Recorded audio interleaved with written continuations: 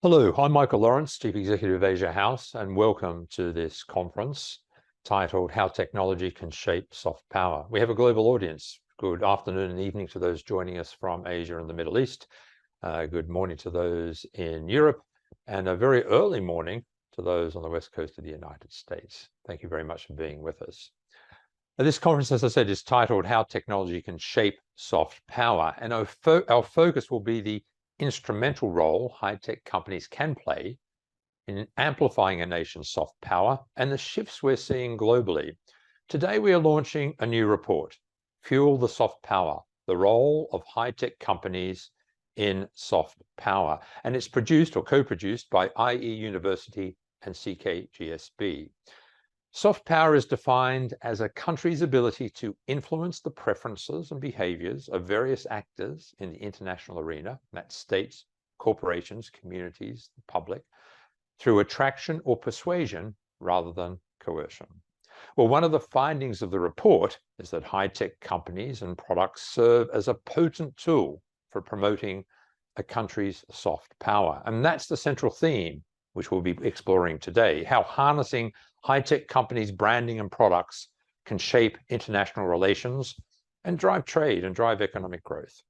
In a few moments, I will invite Professor Ma Bin of IE University to brief us on the key findings of the report, after which we'll discuss the future of soft power with a panel of experts. It's an interactive session. We welcome your questions and comments. More on that a bit later. But first, let's look at the current use of technology as a soft power tool and the role high-tech companies can play in cultivating positive perceptions. To deliver today's keynote address, I'd like to welcome Dr. Cheung Randolph, Senior Director, Bay Area Council Economic Institute, who joins us now live from San Francisco, despite the fact that it's 1 o'clock in the morning. Cheung, thanks very much for being with us.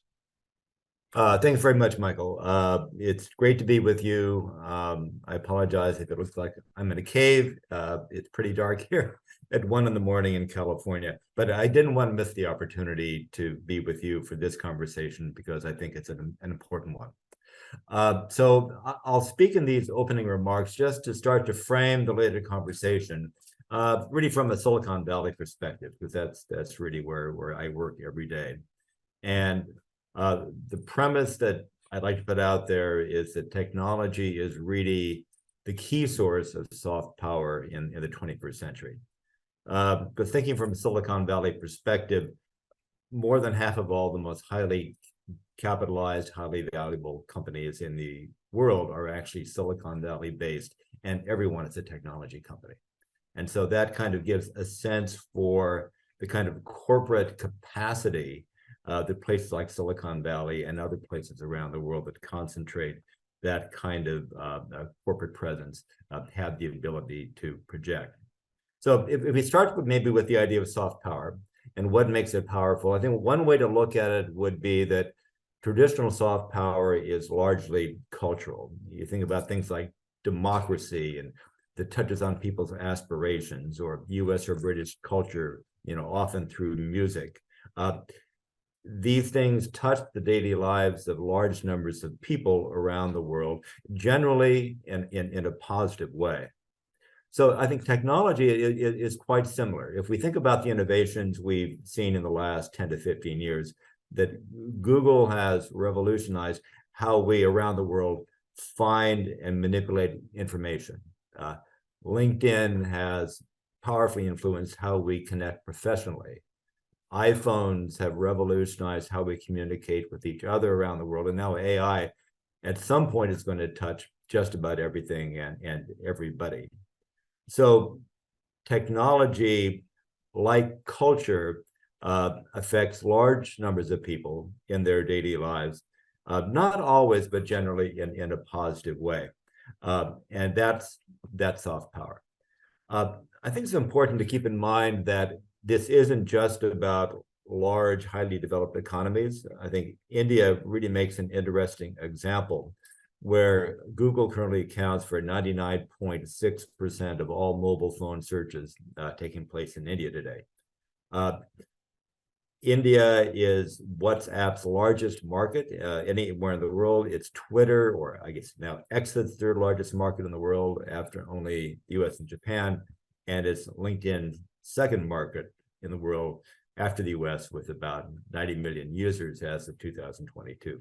So you think about all those people who are using this technology, and of course, they're aware of the source of it. And I think that's really a very, very powerful influence, because this is driving, that it's supporting the economy, it's supporting people, farmers out there who are using mobile phones and other things to sell their crops. There's a strategic component to this as well, of course.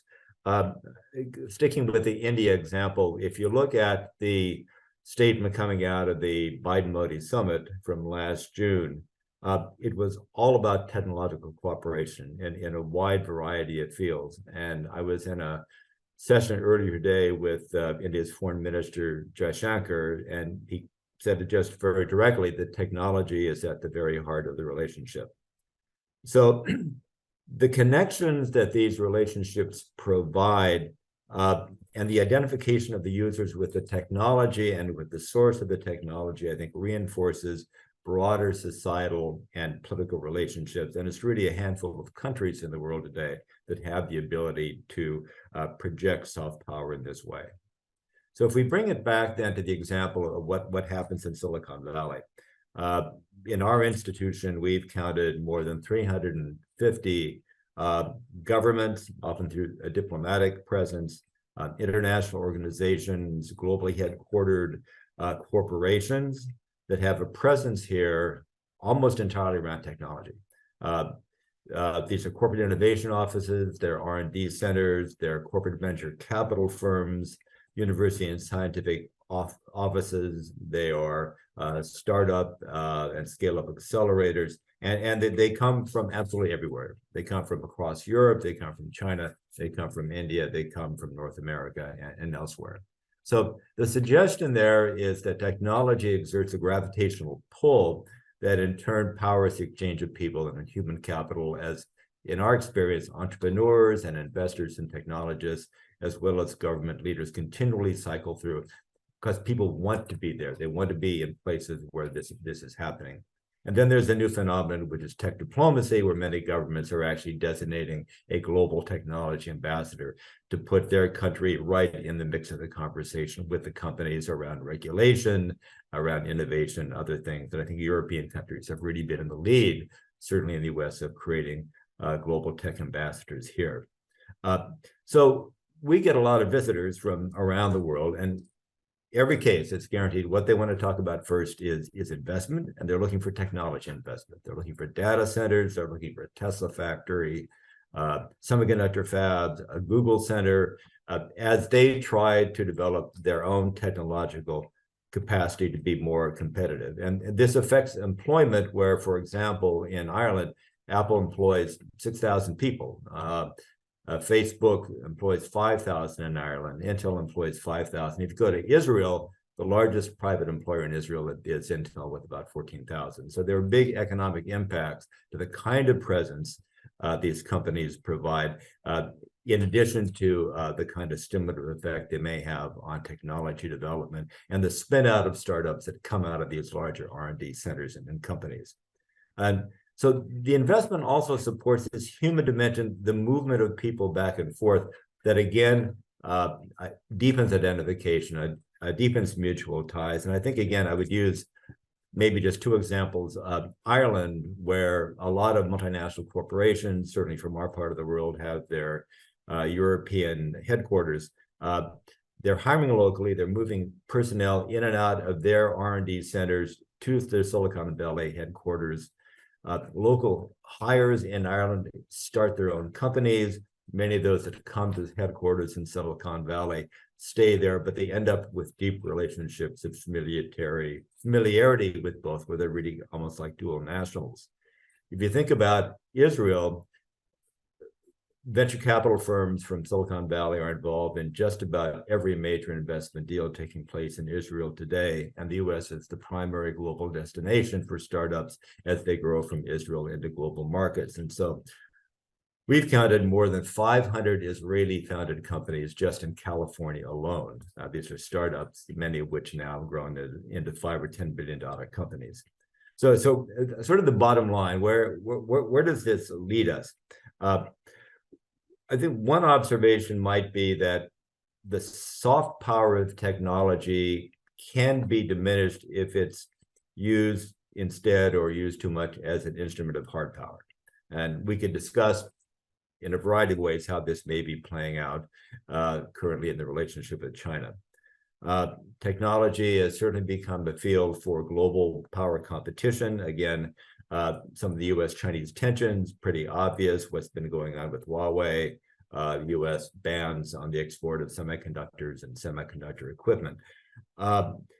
Also, we're seeing some of this in global efforts now to realign global supply chains for critical and emerging technologies.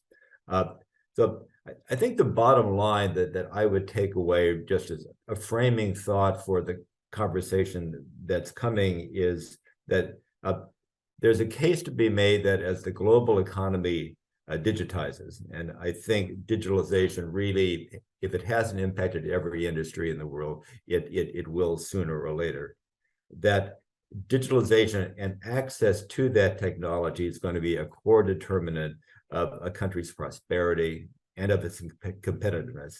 And the capacity of any given country to innovate is going to determine whether or not countries move up into the top tier.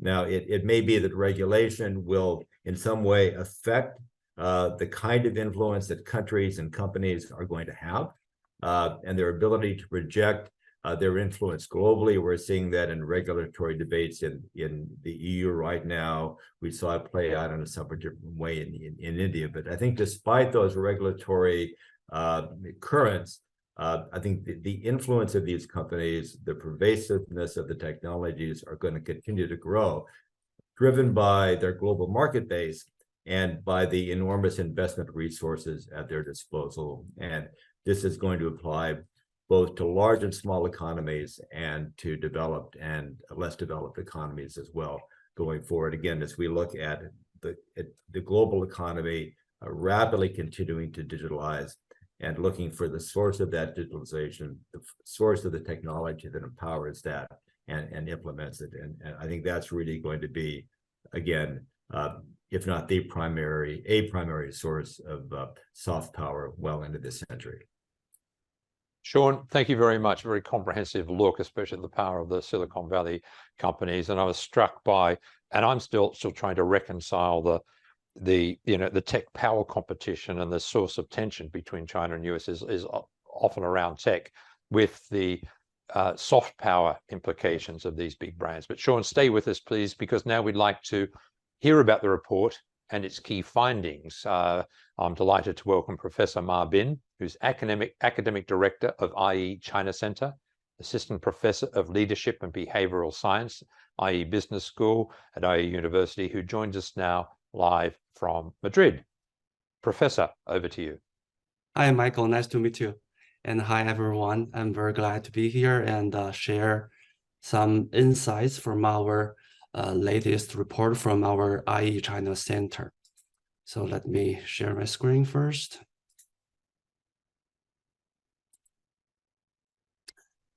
So continue with Dr. Randall's idea of like the comparison or rivalry between United States and China.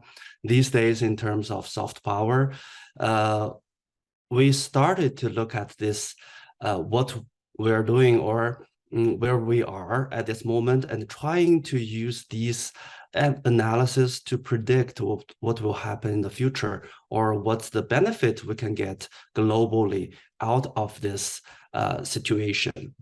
Before I step into the current report, I would like to take a minute to introduce our center.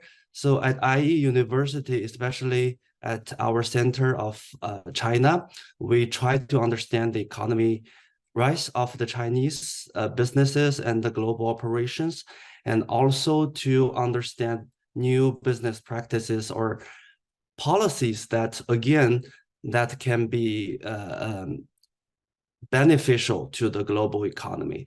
So in line with these stories or focuses we have launched several reports in the past few years, focusing on entrepreneurship, family business, entrepreneurial passion, etc., with a focus on the Chinese economy.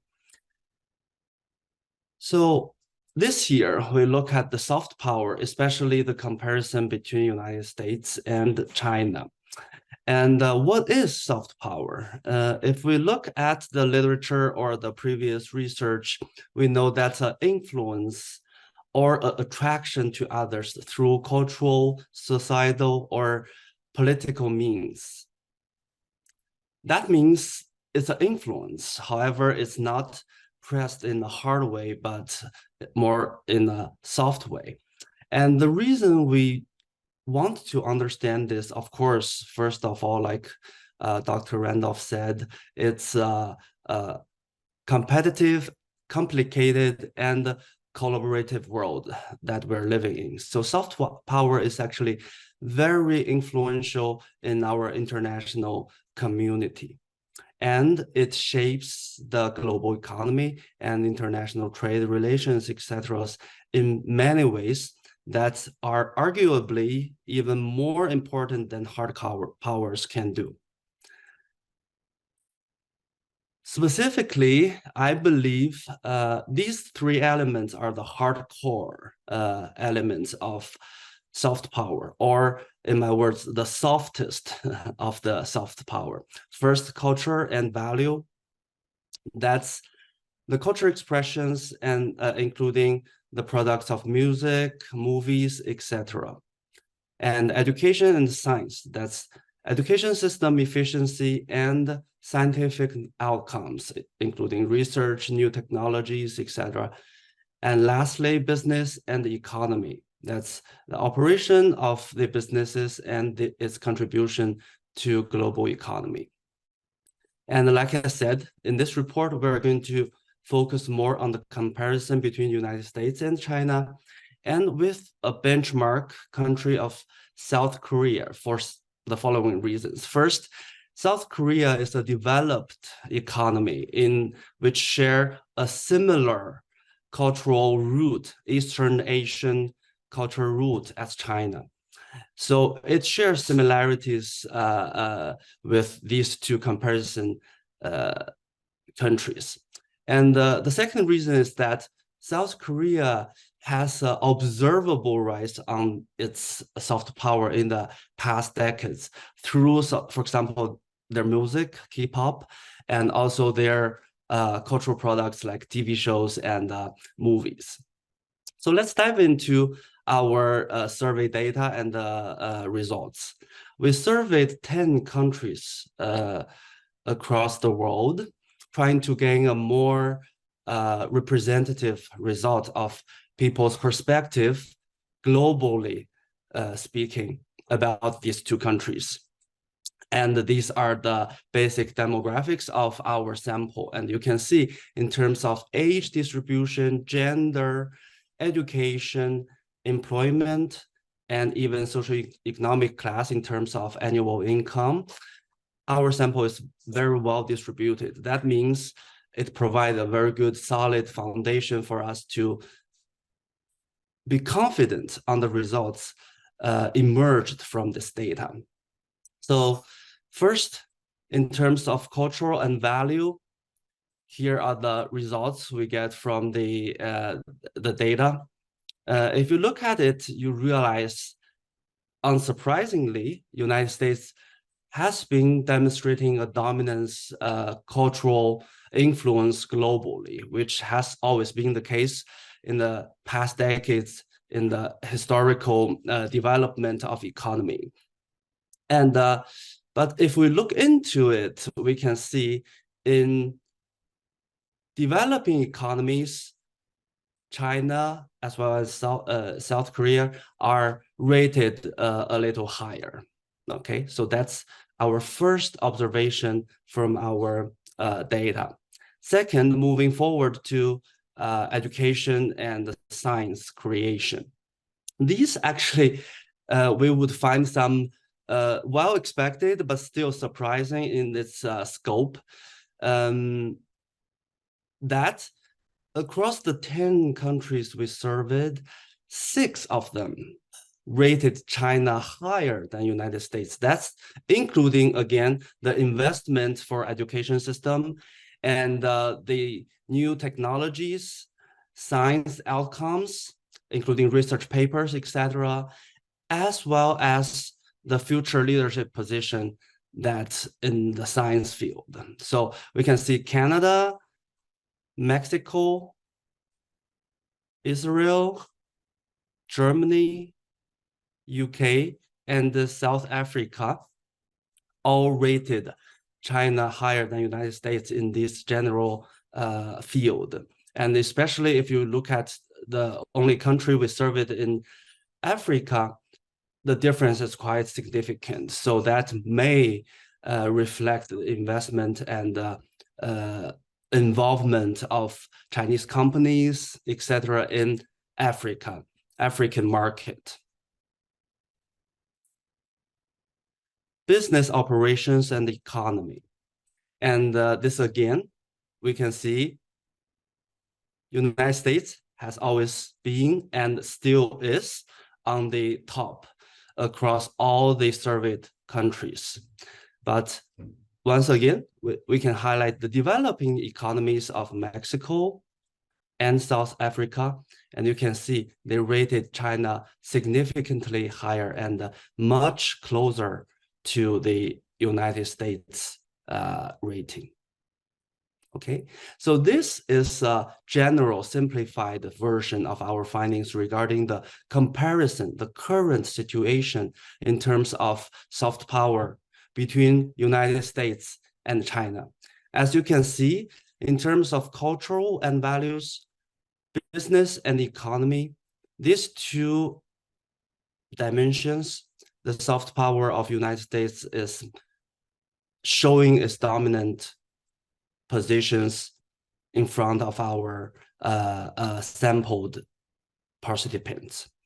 However, in the technology and education, our global audience started to recognize that China is investing heavily in this field and may become more leading roles in the future. Now let's step further to the role of high technologies and high-tech companies.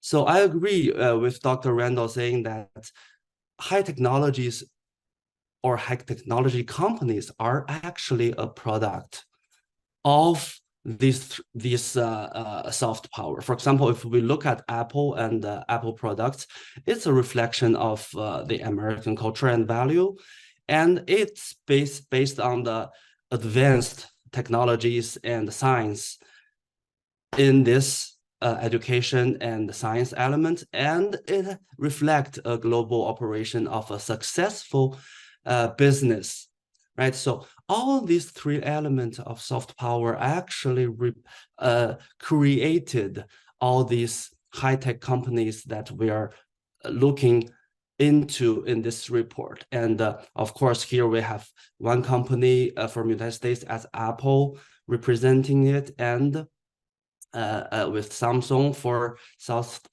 Korea. And then we have 4 other companies from China to represent the situation in China, because the focus is to understand the Chinese soft power and its economy.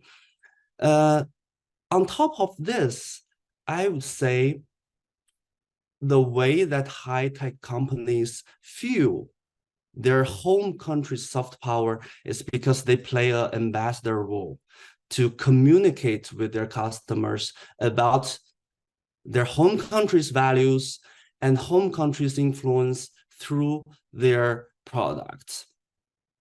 So if we look at these companies and the familiarity and consumption of their products across the 10 countries we surveyed, we can see, again, Apple representing the United States is on the top of the familiarity and consumption rate, followed by Samsung, very high too.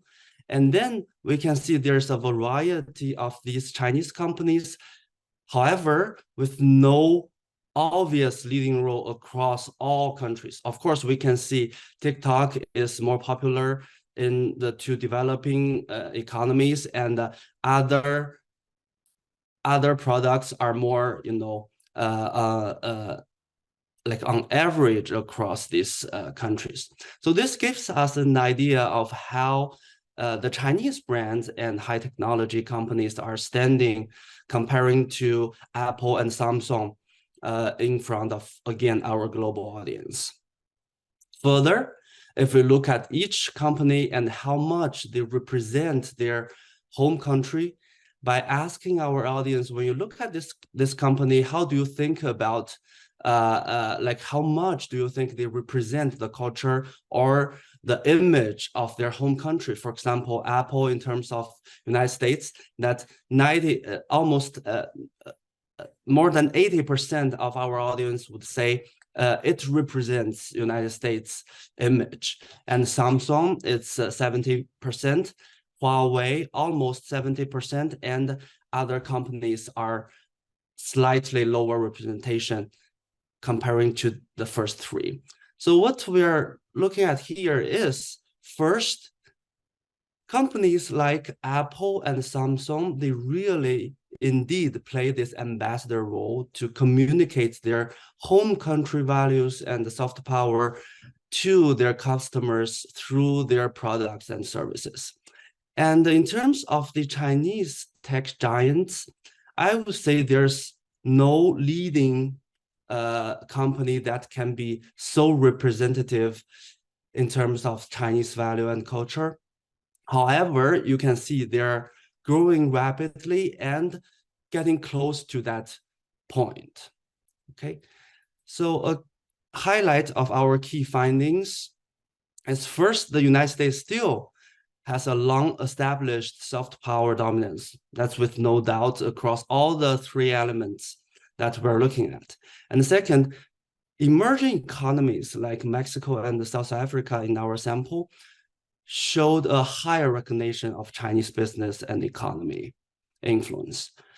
And next, the majority of the surveyed countries, 6 out of 10, actually recognize Chinese education and science systems rated higher than United States.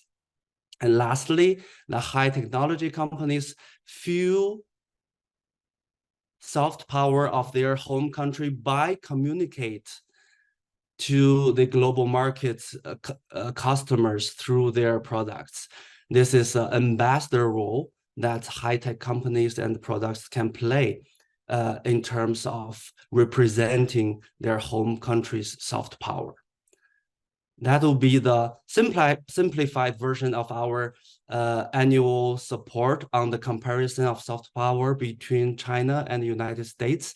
And you can look into our full report from our IE China Center website. Thank you very much. Professor, thank you very much indeed. I'll ask you now to take your screen off share. Thanks so much. Very fascinating stuff out of there. So I'd now like to go to our panel discussion, and I'm joined by Mona Lawton, who's Head of Soft Power Research and Insight at the British Council, Jonathan McClory, who's Partner at Sanctuary Council, Xu Weilei, who's Professor of Managerial Practice at CKGSB, who's joining us from Shanghai, and Professor, if you can stay with us too for this Q&A. Welcome to you all. Thank you very much for being with us today. Mona, I'd like to start with you, if I may. The concept of soft power, it's widely used, but does it mean the same thing to everyone these days, and this particularly as the world becomes more complex? Well, thank you for that question. And you know, the term soft power is not uncontroversial, and it's actually widely criticized, but also so widely used. You know, to get others to want what you want, I think is a shorthand for the definition of Joseph Nye. It sounds simple and desirable, and often technology companies can really do that very, very powerfully, both for themselves and for a country. But traditionally, the concept of soft power relates primarily to the nation state. Of course, it's also been used in the context of cities and can logically be extended to big national, international non-state actors, such as the big multinationals and tech companies and so on and so forth. But these companies are not traditional practitioners in the soft power field. And of course, soft power isn't a practice in itself, but rather a capital resource that actually is generated from a country's different entities and characteristics and their ability to attract and instill trust and set a positive example. And so in order to have a meaningful discussion about technology companies and their role in countries' soft power, it's perhaps useful to think about the distinction between the outcome of soft power versus the action and interventions that can generate soft power, and also think about the main sources and assets of soft power. And, you know, the soft power is earned over time and sometimes through quite deliberate interventions, but often actually as secondary and tertiary effects of the activities and the institutions working internationally. And some companies may be very up for supporting their country's soft power, whereas other companies or institutions who may have a technology role may be actually less comfortable about that, and that may vary from one country to another. So I suppose hopefully technology companies will mostly be a positive contribution, but success will depend on a proper understanding of the dynamics. And that, you know, in the best sense, the contribution of a wide variety of actors, including technology companies, to a country's soft power creates huge opportunities for making more of a difference. But it also presents some quite serious challenges, I suspect, in terms of the mechanics of actually organizing this. And for a country and for a government, that probably also represents a challenge in terms of presenting a coherent picture and a coherent offer and finding ways of achieving that sort of a coherence. So I think it's complicated, and success is perhaps not guaranteed, but very, very likely if you can get it right. No, you make a fantastic point there. And Jonathan, I'll put that to you, that tech companies are not traditionally players or actors in the soft power space. Some of them may not want to be major actors in the soft power space.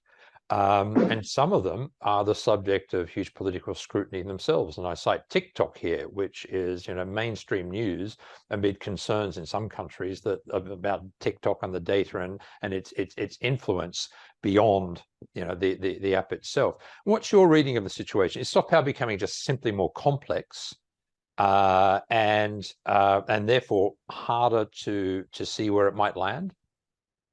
Yeah, well, I think you're right, Michael, that consumer-facing brands traditionally have had an impact on a country's soft power. But as you say, technology companies are being dragged not into the world of soft power or a country's reputation, but actually into the cut and thrust of global geopolitics.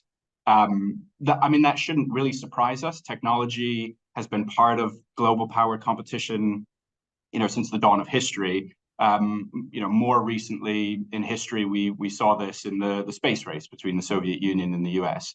But now it's not just space, you know, it's not esoteric, high-minded science, but it's computing, it's AI, it's microchips, it's life sciences, it's the green energy transition. It's impossible to separate technology from great power competition, given the way the world is going. And I think it's worth a quick word on the state of post-pandemic soft power. Which is a key component, obviously, to overarching global geopolitical power. And that's namely that technology and technological capability has become more important in the calculus of soft power itself, how people see countries, how they shape their perceptions of them. And Sanctuary Council actually carried out research during the pandemic in partnership with the University of Southern California's Center on Public Diplomacy. We were looking at how the pandemic had impacted both the balance of global soft power, but also how people form their opinions of other countries. So again, the calculus that people use in assessing their attraction to a country. So, you know, the weighting of soft power. And what we found is that factors like arts, culture, tourism, to an extent values, while I want to stress still important, have fallen in relative importance to national attributes like competence, government performance, perceived safety, global contribution, scientific innovation, and of course, technological capability. So essentially, and this has been the case for a while, but and this is borne out in prior research of mine around the Soft Power 30 and other researchers, that basically what a country does, what it contributes to the wider global commons is what ultimately shapes perceptions of that country. But basically in a kind of post-pandemic context, and I think one where technology is front and center of national competitions, those factors of, scientific innovation, technology, they're moving up the table in terms of what is going to deliver the most impact of soft power. So the component parts that bring outcomes to soft power are changing and have changed. Pandemic accelerated that. Technology, because of its advancement, is now much higher in the list. That's right, and that's what we found in this prior research with USC. Yeah. Okay, Professor Xu, come to you now, and I want to ask you about China's soft power and how that's developing, because one might argue that it was relatively close to the US in some countries on some scores in the research that Ma Bin just presented. But some might also argue that it's lagging behind given its economic growth over the last 3-4 decades. Yeah, okay, Michael, thank you very much for questions. I was also very amazed by Bing's finding. It's really, sort of like a very, innovative and also creative, study to analyze the impact of soft power for both countries at a comparative level. Okay. Now, I think China has historically have some soft power, but its soft power is more like a regional base. So, for example, when we talk about Singapore, talking about Malaysia, talking about Indonesia, I mean, China certainly has quite, deal of, soft powers. But over time, I think when China's economy grow, I mean, it's no longer, taking the regional level, but it's more like to the international or global level.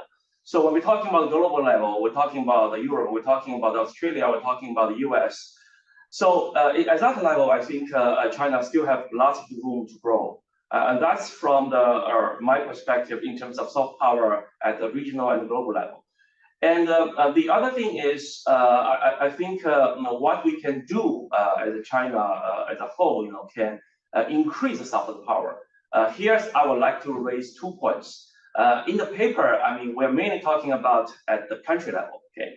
But on the other hand, I would also like to emphasize on the firm level, which was not in the paper, which I think is also very important. In general, on the country level, I think China can still, I mean, China has achieved lots of economic success globally, right? I mean, everybody can recognize that. But I think in order to enhance the soft power, which means you need to have the capacity or capability to influence the consumer of other countries and also the elite of other countries. You have to not just, emphasize the economic story in terms of the successful story in terms of economic performance, but also more broadly as social narrative, which emphasize on non-economic side as well. So this is something I think China can do in the next couple of years in order to increase its soft power. Okay, but this is at the institutional level. But on the other hand, I think at a firm level, I think it's also very important because it is essentially these companies' action that create the whole country's image, right? So when we talk about the firm level, China actually did very well globally. For example, in Bing's report, Bing talking about TikTok in the US, right? TikTok is a very good company, creating huge impact in the US market. And but on the other hand, it also receives strong interrogation from the government, from the US government, right? So this is the one thing I think the companies should think about. How can they incorporate, in other words, create a more open-minded, more inviting, conversation with the host country, especially the institution and the government, and not only the government but also other institution sites such as the scholar, the financial institution, right? The policymakers. I mean, this is one thing TikTok should think about. There's also another company which is called Cheung. I'm not sure whether you notice that company. The company is doing extremely well in the US market. Basically, they sell the female apparel, the clothes online, okay? And I think its valuation is already exceeding, like, I've forgotten the numbers, maybe more than $30 billion US, okay? I think way more than, I guess, yeah. But, you know, I think 2 weeks ago, European Union actually issued a report. So basically, the report is targeting at Shein companies. So what the report says is, the Shein is creating lots of, you know, buzz in the US market and also in the global as well, right? But compared with Zara, because when we're talking about Zara, Zara is very, you know, famous Spanish company. What they do is they are actually reducing the production cycle, you know, to 15 days. Like from design to the clothes to be put on the market, it's 15 days, right? But the Shein is actually increased from 15 days to 1 day or 2 days. That's incredible. Basically, if you shop on every day, you will see the clothes, you know, changing every day, you know. So which created a huge, you know, impact on the consumer side. But on the other side, on the other hand, the European Union will say, look, you know, when you put like when you change the circle from 15 days to 1 day, you're really encourage some sort of like the waste culture. You know, you're wasting too much material. You're wasting too much, you know, the resources. I mean, because consumers don't want to change the clothes every day. You know, so I mean, this type of story is very important for Chinese company to learn, and this further emphasize. In order to succeed, they should not only emphasize the economic success, the financial performance, but also more importantly, how to incorporate the social, maybe the justice, right? The environmental, these kind of things. I mean, into their corporate strategies. I think that's a very important, you know, issue to think about. So that's sort of like the two level I would like to emphasize. Yeah. Professor Mo, is there any sense in the research that respondents were aware of the political tensions around some of the brands that you talked about? And was that having any impact on how they responded in terms of these big tech brands and their influence? So, well, take one. I'm yeah, sorry, please. was that to me or that's for to you? That's Professor for Xi? you. That's for you. That's for you. Yes, please. Okay. Yeah, taking one step back, talking about business and soft power. Actually, if we look at the history of China, Chinese people are very good at communicating soft power through business. So if you look at 1,000 years ago, 2,000 years ago, tea, silk, and China, you know, were the products the Chinese people are selling to everywhere, and then communicate their values to the global audience back then. And these days, I think the new product they are using to communicate to the world is the new technology companies and their product. So this comes to your question about how these products or companies are playing a role in this communication of soft power. I guess first, if you look into these companies, for example, Huawei, it reflects the core culture of Chinese culture. For example, if we use a well-accepted cultural model, for example, collectivism versus individualism, you can see Huawei is actually very collective, and the power is more centralized than many other American companies. And if we also look at the long-term orientation, you can see Huawei actually provide a more thorough solution for business problems than the rivalries, let's say Samsung and Apple, right? They have more product through the whole line of providing the more thorough solution of business issues. And also, if you look at masculinity versus femininity of each society, I guess in terms of hardworking, achievement-driven, that's also very Chinese culture-oriented. And again, Huawei, as one example, would represent that culture in their company's operation. And also through their global operation in other countries. This way they communicate, these core cultural values of their home country. Okay, now look, if in the audience, if you'd like to participate, if you'd like to ask questions, please put them in the Q&A box, because I'd be very interested in your views, any questions or comments, and I'll bring them into the conversation. Mona, to you, I'd like to hear a bit more about the perception data that the British Council has put together. And as I understand it, it's perception data from G20 states to understand how they're seen, because that, I expect, gives a sense of their soft power credentials.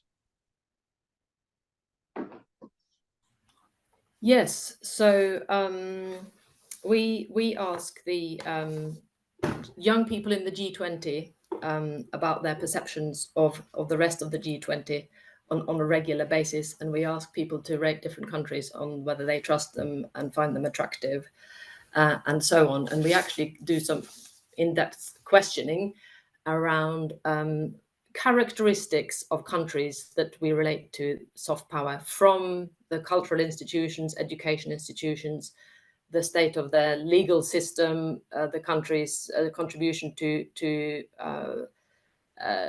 development aid, and being a force for good in the world. And it's quite interesting to see how,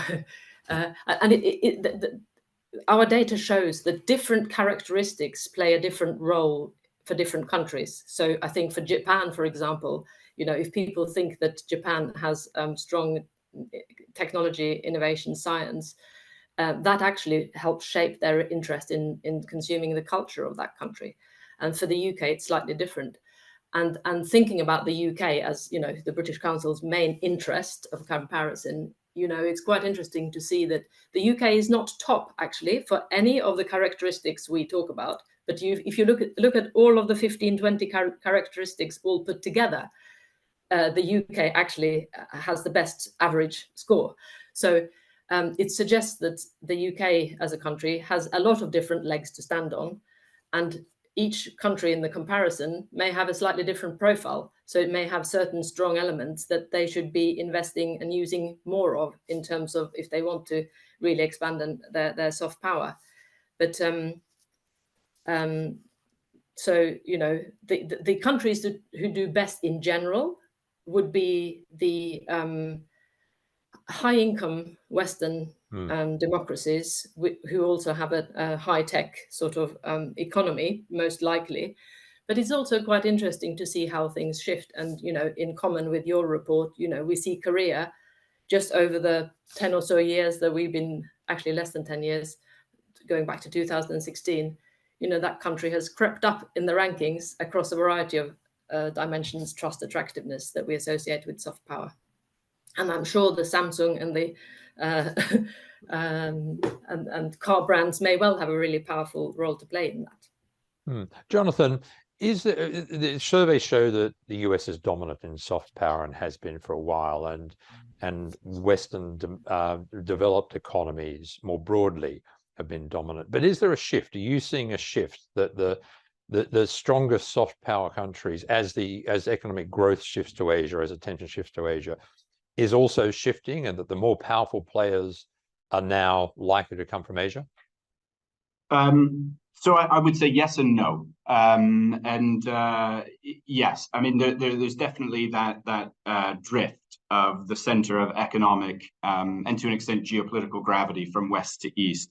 I had a front row seat for this, 3.5 years living and working in Singapore at the end of the last decade. But when you look at Asian soft power, I think there are a few winners, and then it's a mixed bag otherwise, right? So we've been talking a lot about China. There are elements of China's soft power that have definitely been in the ascendancy, but it can be a bit of a mixed picture. Japan, South Korea, very strong on soft power. Certainly the data bears that out. And likewise, I think the trajectory of South Korea has been most impressive as an example of how to do this well in a strategic way. Singapore as well has been very good. That's a decades-long project. I think he wouldn't have referred to it as soft power, but Lee Kuan Yew certainly understood soft power and country reputation. I guess the irony is there's much more economic interest in Asia, and thinking particularly about Southeast Asia. and I was there just week before last. I think that's probably going to be the most consequential region for the next, 10, 20 years.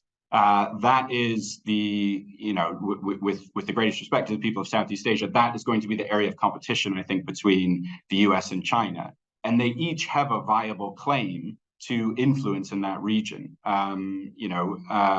There's a great deal of ethnic Chinese living throughout the region that have a kind of cultural pull, but some countries are more kind of free market and leaning democracy. So there's interest there, but outside of Singapore, in that region, I think even as those countries develop economically, they're lagging in terms of their influence and soft power. So I think Indonesia is a bit of a head scratcher. You look at the size of the country, the growing economic heft of the country, but geopolitically, they're not much of a factor. This might change, but we haven't really got there just yet. So it's a hugely important region, but it's not really making itself felt on the global stage. And that's one more point, I guess, is look at ASEAN, which is an important economic construct. But again, geopolitically, it's not a huge factor. I mean, you have some countries want to be dialogue partners. The UK put a great deal of emphasis on joining as a dialogue partner to ASEAN, but it's not an entity that really throws its weight around in a way that it probably could. No, I agree. I was in ASEAN for the ASEAN summits in Jakarta a couple of weeks, and much talk about economic connections between the ASEAN states and an acceleration of that, but huge debate and differences about what role it can play politically on a global scale. Professor Xu, to you, you've written before, I believe, about the development of soft power with Chinese characteristics. What is that? What do you mean by that? I guess I have to step back a little bit. I don't really mean, Chinese characteristics. I think one of the important thing, maybe you should call Chinese characteristics, is really to make sort of like the value connections for Chinese company with the global, stakeholders. Okay, so let me give you examples, okay, which I think is very clear example to show what do I mean by value connections. So when Starbucks, get into Chinese market, Starbucks is making coffee, right? It's a coffee companies, and they are actually selling coffee in a country in China, in a country which don't have coffee culture, So that's at this level. It's at the country level. It's certainly a country cultural difference, right? Because we don't drink coffee, we drink tea. Tea is a culture, right? Okay. But when Starbucks get into the Chinese market, I mean, they don't really emphasize they are coffee companies, So when you look at their mission statement, I mean, Starbucks has a very interesting mission statement. Their mission statement is not to become a coffee company globally, but rather to nurture the human spirit, one cup, one neighborhood at a time. Okay. So what does that mean by human spirit? We are helping each other. We trust each other. We support each other.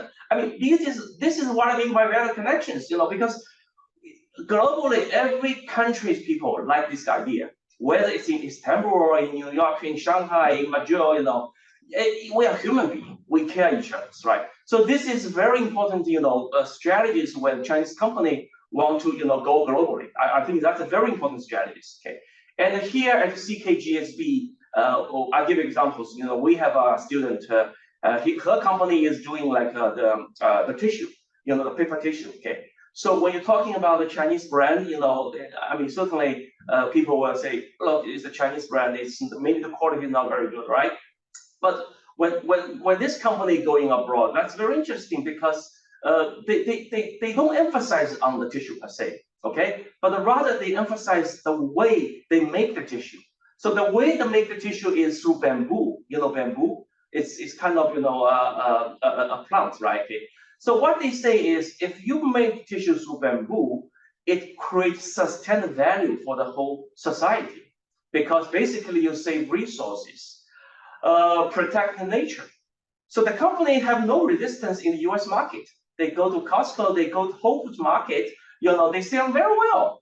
So this is what I mean by value connections. So I think value connection is a very important, concept for emerging market company, especially Chinese company, to go abroad when they initiate international strategies. Okay. Okay. Professor Ma, I saw you nodding at that. Is that a concept that came out in the research, the connections piece of soft power?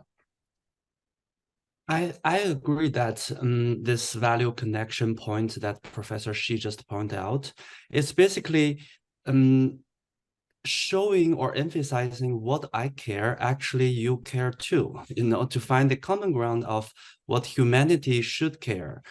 And on top of what I just presented, actually in the report, we looked at some grand challenges, that the Chinese government is dealing with, that actually the whole global society should pay attention to. And these things are where all these government-based giant investments are going. So, for example, green technology, high-speed railway, all these economical, environmental-related areas are where the money is going, basically. So that's, again, back to Professor Shi's point of value connection. So what the Chinese people are investing in is something actually related with our grand challenges of the global community. Okay. A reminder, if you'd like to ask a question, please do put it in the question and answer box and we'll bring it into the program. In fact, I'll go now to Lin Kong of Asia House, who's tracking the questions. Lin, the first question from the audience, please. Hi, we've got a question from Jiayang Wan. So nowadays, it is very easy to perceive the geopolitics influence from the US government, pushing out Chinese high-tech companies.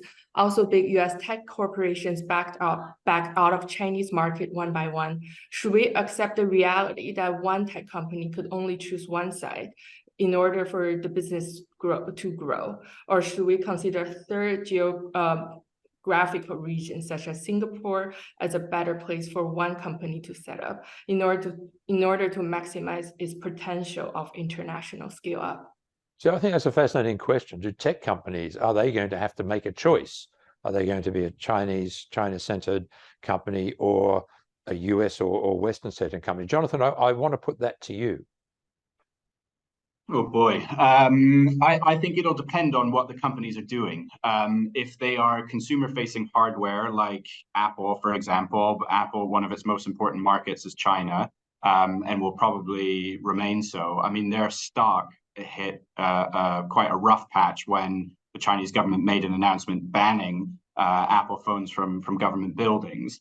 And if that kind of continues, then they're in trouble. I think it's the software companies and those that are information focused that are going to have problems. And I mean, yes, the US government has subjected TikTok to quite a grilling. But the other side of that coin is that Google is banned, X is banned in China. All of these platforms that come from the US are banned. To the final point of the question about would companies be better off coming from a place like Singapore?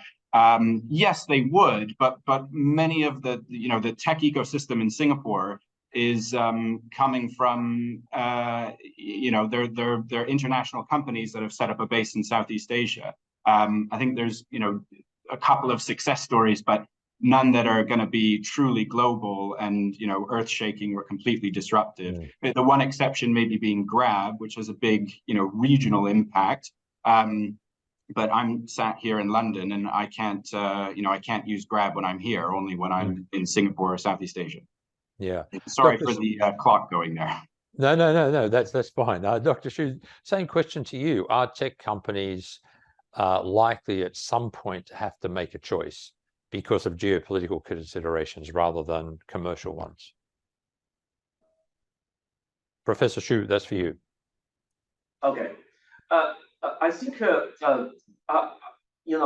my suggestion would be, it's a great opportunity, for company to actually make a connection between the two countries. Rather than selecting one or the other, they can take a both and approach. So that means they can actually building a bridge between different countries. I mean, that's their social responsibility, to some extent. right? So this is my initial response, right? And this goes back to my point that about the value connections. So if they are adopting a value connection approach strategies, I mean, I'm sure you can always find the commonality between the divergence, and we always agree to disagree, right? And that's very important, approach they should think about.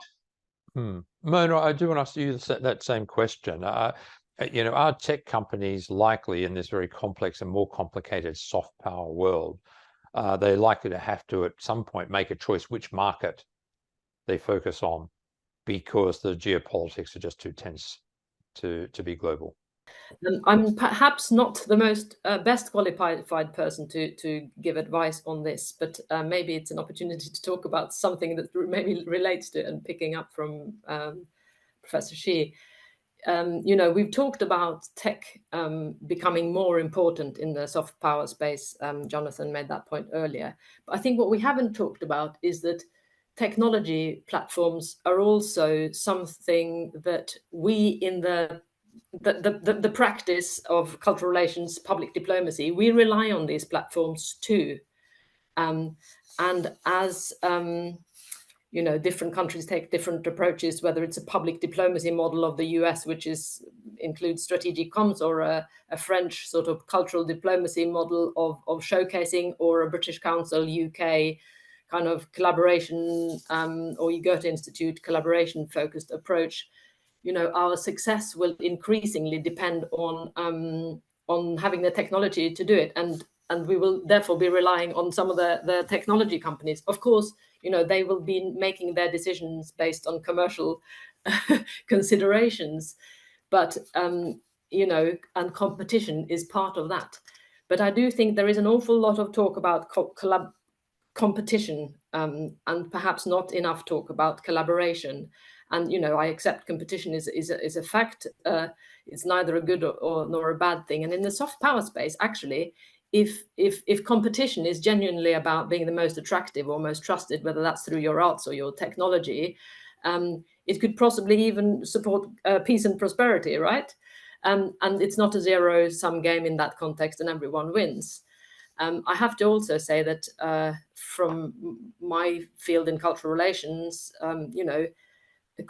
collaboration has had the edge over competition for possibly the last 20 years, but it feels like things are changing a little bit, and that space could be narrowing, whether that's a result of great power competition, multipolarity in international relations, or economic harder times, or even people not wanting to add to their carbon footprint.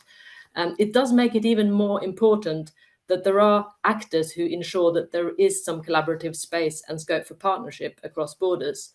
And we all have some pretty fundamental challenges to solve to help humanity here.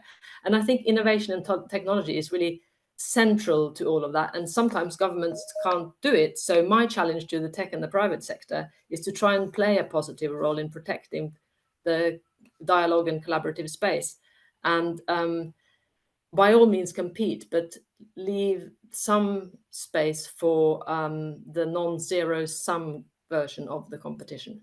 So your challenge, taking us in a slightly different direction.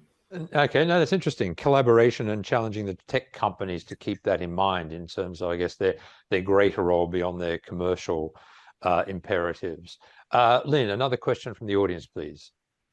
We received an online question from Harvest Chen. How can the West and China work together in terms of shaping technology forward into the future?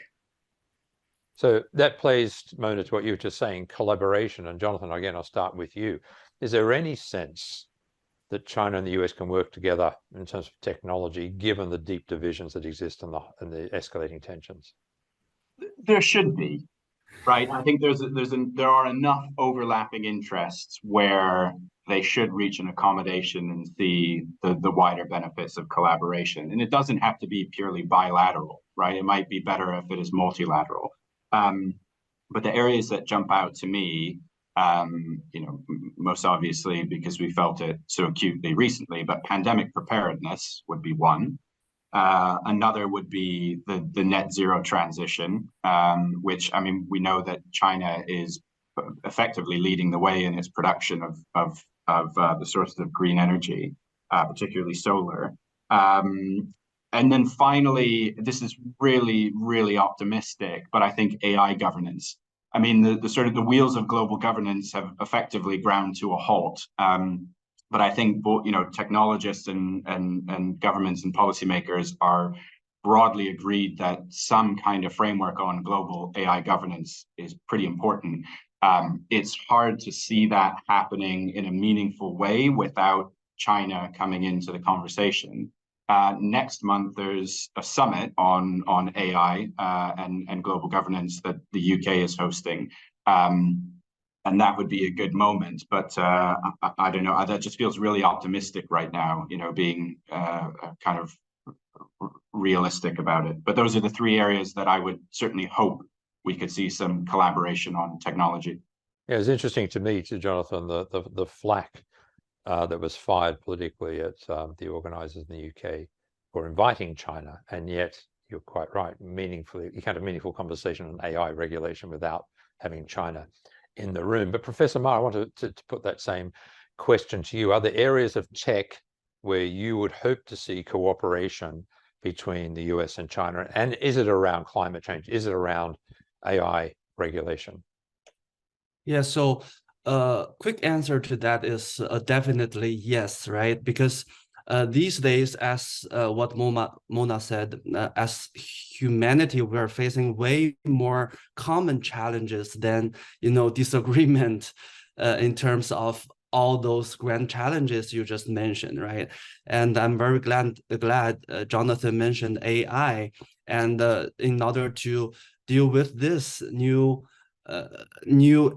edge-cutting technology, we need big data and all those, engineering strength that China has.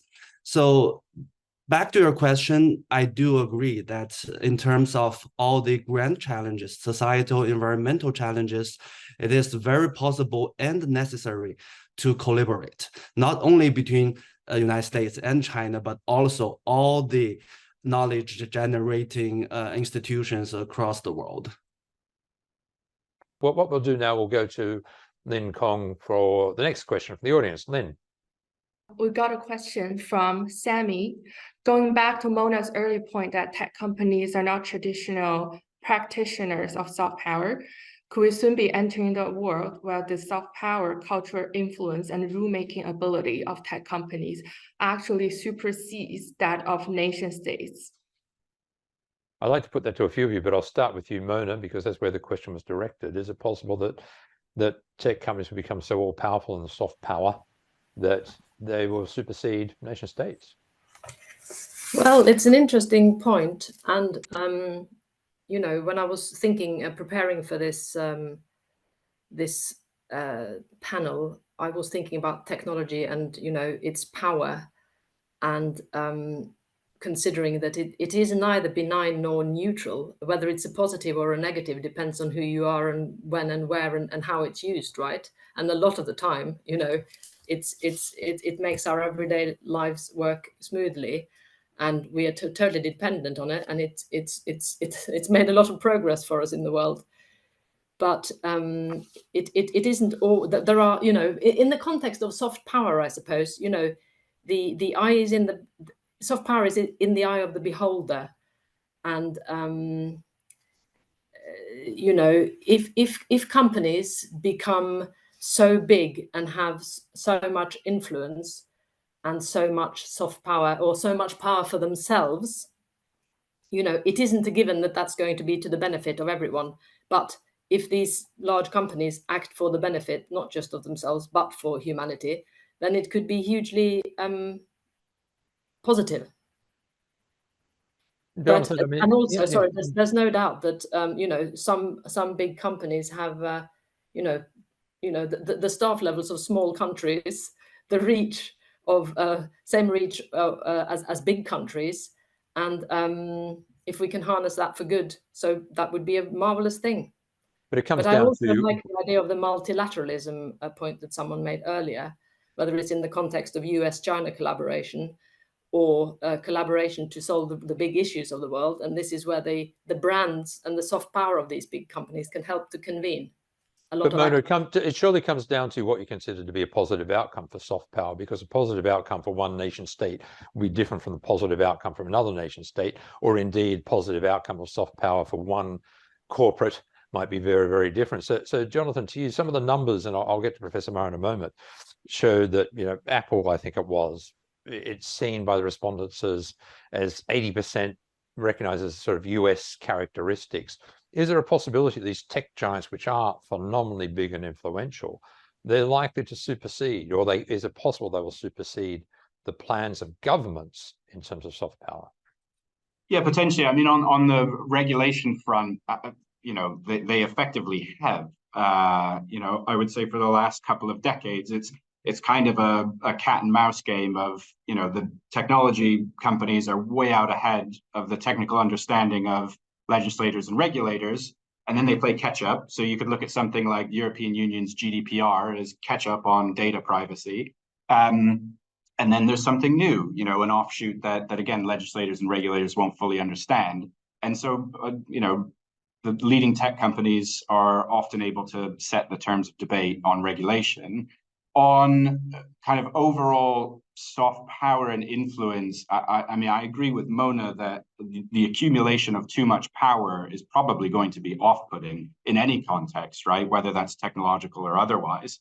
So I think there's a real risk, and ultimately it will come down to, you know, are these companies ultimately, are they a force for good? Are they giving me good products at a, you know, what I believe to be good value for money and not damaging society or the environment in the process?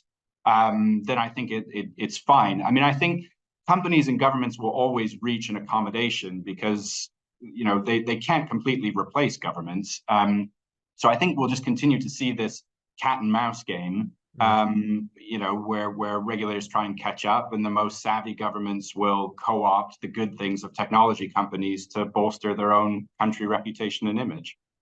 Professor Ma, final word to you on this. And again, I was struck by that list of companies and how it was perceived by respondents of having the characteristics of representative of particular countries. So do you see these big tech companies possibly becoming even more influential than nation states? I would say first, they are a product of their own characteristics of the country. And then because they are playing this ambassador role, so they are communicating to the audience about those characteristics. But of course, if we give it the time and take an evolutionary perspective, maybe one day, you know, they would contribute to those country level characteristics too. But I would never say they can be, you know, more superior influence over country level characteristics. Okay, look, we need to wrap up our panel discussion there. Thank you all very much for fascinating discussion, and thanks to the audience. I know there were more questions. I'm sorry, we simply don't have time to get to them. So my thanks to Mona Lawton, to Jonathan McClory, to Dr. Xu Weilei, and also to Professor Ma. Thank you very much. A closing keynote now by Tao Zhujiang, who's Professor of Strategy Economics, Associate Dean for Global Programs, CKGSB. Professor, over to you to wrap up the session. Thank you, Michael. I would first like to congratulate IE China Center, Professor Ma, together with CKGSB for producing this report. I think it's a very timely and important report because of the heightened tension between US and China. You know, we actually just had a lively discussion, you know, a few keywords: US-China competition, rivalry, soft power, high tech. It was meant to be soft power rivalry, that has escalated into the trade war initiated by Donald Trump, the detainment of Huawei CFO, the banning of Huawei's 5G technology, and now the challenges being faced by TikTok in its US operations. So as you may notice, Huawei introduced its newest model mobile phone, Mate 60 Pro, end of August, while Apple released iPhone 15 on September 22nd. Now, Huawei is a privately held company, so there's no listing of stocks anywhere, while Apple is a listed company. The stock market response of Apple seems to suggest Huawei has done a better job than Apple, despite the fact Huawei has been blocked, has been actually denied access to advanced chips. The comments from the US Secretary of Commerce to the US lawmakers lend further support to this view. However, the US lawmakers call for even more restrictive policies against China, against Huawei. So yeah, the high-tech companies, Huawei, Apple, they actually feel the rivalry between China and the United States, not just soft power, but potentially hard power tactics. Now, it should be pointed out that despite the rapid economic growth of China in the last 45 years, and despite of the many efforts by China in elevating its positions globally, there is a long way for China to go before reaching parity with the United States in the soft power rivalry. I think this is the point made earlier by many participants. Part of the reasons, I think there are two reasons. Part of the reasons is because of the lack of communications between China and the rest of the world. You can talk about language being one of the issues. You can talk about the channels of communications. It could be either traditional media or social media. You can also talk about COVID. COVID basically makes things even worse by cutting off communications between China and the rest of the world. So that's the first reason. The more important reason is that there is a media bias in the US newspapers against China, which affects how China is being perceived by people globally and ultimately China's soft power. You know, the Americans may say the same thing against China. You know, I have done research about US local newspapers. Okay, so there are altogether 147 local newspapers in the United States. What I discovered is that newspapers whose circulation areas that suffer from the impulse competition from China, they have a tendency to have bias in its reporting against China, its reporting of China. And they tend to endorse Democrats in congressional elections. The electoral success of these candidates leads to more protectionist policies against China. So this is the second reason why China may not do well in the measurement of soft power. So let me give you two examples showing that China is not good at communicating to the rest of the world about the success of its high-tech companies and the government policies against high-tech companies. So Huawei, so the first example is Huawei. Huawei has not had the opportunity to explain the reasons behind its success in 5G. Now, before 3G, the American standard for telecommunications was way better than the European standard. The problem with the American standard is that one single company, Qualcomm, owns 60 to 70% of the patents of the American standard.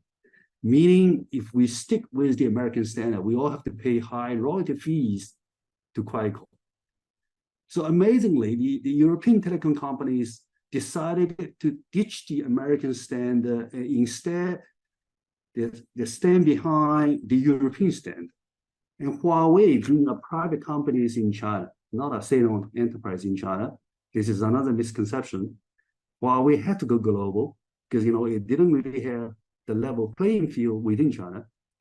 Huawei happened to be betting on the European market, and Huawei actually was supporting the European standard. So the rest was just history. Okay, so now, of course, Huawei is facing the same challenges as those encountered by Qualcomm in the past, namely its dominant position in 5G, which explains why the United States has been hesitant to engage with a perceived monopoly. Another example of poor communications concerning high-tech firms in China, ultimately China's soft power, is about the way the Chinese government deals with monopolies in high-tech industry. So a lot of people have several people have a lot of talk about monopolies, the tendency for high-tech firms to go beyond nation states, right? So high-tech industries are winner-take-all industries. And hence, you have to deal with monopolies, no matter whether they are from the United States or from China. In dealing with monopolies, there are a number of ways of dealing with monopoly, okay? And the Chinese way, actually, this is one of the three possible ways, is to use administrative measures called regulatory state approach, whereas the American government prefers using the litigation through court approach. So in fact, American high-tech giants, including Microsoft, Google, Facebook, they have faced years of litigation from the American government. Now, although the Chinese approach is often seen as more efficient in terms of speed, concerns remain around its arbitrariness. So Alibaba is a perfect example, as the Chinese government recognized the downsides of e-commerce dominance and penalized Alibaba to address concerns about its power over suppliers. However, Western media has portrayed this Chinese government's move as a crackdown on a prominent private enterprise instead of its monopolistic practices. So this actually highlights a communication gap in conveying China's approach to dealing with monopolies, which ultimately diminishes the soft power of China. So what I hope to see is that high-tech firms, no matter whether they are from China or from the United States, they can push for economic growth and development in the world, particularly in the less developed world. So in other words, I care less about the measurement or perception of soft power. Apologies to Ma Bing, okay, Professor Ma Bing. But I care more about the tangible benefits brought about by high-tech companies. So this is the value proposition point by Professor Xi. I had a trip to Kenya in just a month ago, and I find that several Chinese tech companies have helped transform the economic growth and development in Kenya. The railway between Mombasa and Nairobi is one example. Another example is a company called Cheung, headquartered in Shenzhen.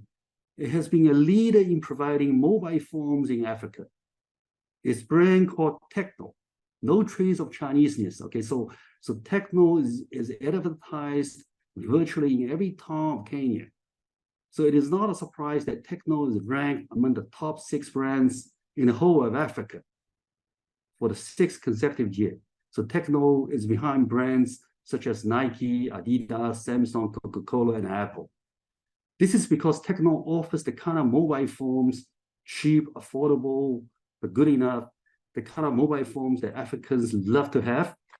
And I also learned that there's a Chinese woman born and raised in China, but educated in the United States. So this is about US-China collaboration. That's about farms in Kenya, helps Kenyan farmers to improve productivity through the use of better technology and business know-how. Now, one of the tourist attractions in Kenya is Safari Masai Mara. You know, wherever you go to Kenya, you go to Safari. It's a huge national park where lions, leopards, zebras, and many other animals live together peacefully. Before going to the safari, most people wonder how so many animals actually live together peacefully. But once you get there, once you arrive there, you actually get to know why. Because Masai Mara is a huge place. It is 2.5 times the size of Singapore. When you have this much space, it is no wonder that all animals, big and small, can live together peacefully. And the same thing can be said about US and China. There's enough space for both US and China, all right? So what most people really hope for is that the competition in high-tech industries can bring about real benefits for everyone, particularly people in the less developed regions where economic growth can lift people from poverty. Thank you. Thank you, Michael. Professor, thank you very much. And on that note, we need to wrap up our session. Just remains for me to thank all of our speakers today. A really insightful and fascinating discussion on this very important issue. And many thanks to IE University and CKGSB for bringing the report to us. Have a look at the report, please. I'm sure we can download it and we'll send you the link. Fuel the Soft Power, the role of high-tech companies in soft power. Thank you all for being with us. Thanks to the audience. I'm sorry I didn't get to all of your questions, but those who we did manage to get to, very grateful for your input. Take very good care, everyone. We'll see you soon. Bye for now.